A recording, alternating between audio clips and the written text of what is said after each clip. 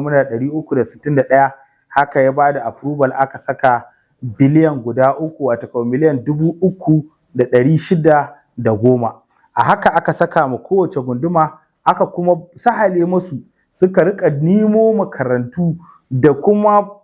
a primary health care da kuma ila hanyar magudanar ruwansu da sauran abubuwa masallatai da sauransu da kuma hitilu a flash points ɗinsu na wurin da suke da matsala suka rika kawowa suna gyarawa da wa'annan kuɗaɗen nasu. A yau ina son in ce maka a kan ƙididdigan mu da muke yi watan da ya gabata sun gyara wurare na gwamnati ko na amfani da mutane wanda ya yi kimanin guda 3,900 da wani abu.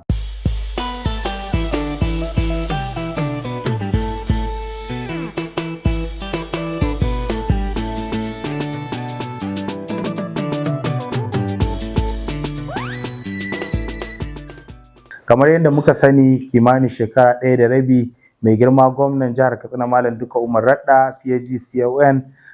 ya kawo wannan hukuma tamu ta CDP wato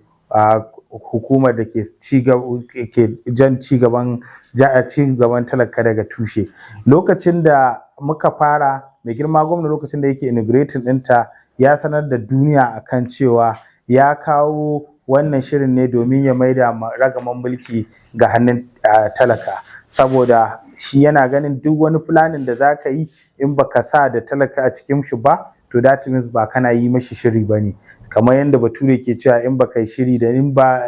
in kai planning ba tare da ni ba, so that means kana planning ka kila cutar da ni ne ko something like that. To mai girma gwamna a lokacin da ya kawo wannan shirin ya kawo shi ne domin a koma ga mutane a ji me suke bukata kan nan a aiwatar a yankunansu. Kan nan ta wannan hanyar da ya ɗauko shine abin na farko da ya fara yi shine sai ya fara bada umarni akan cewa to a saka ma wa'annan kwamitoci kuɗi. Kwamitoci guda 3 ne muka yi. Kwamiti na farko shine kwamitin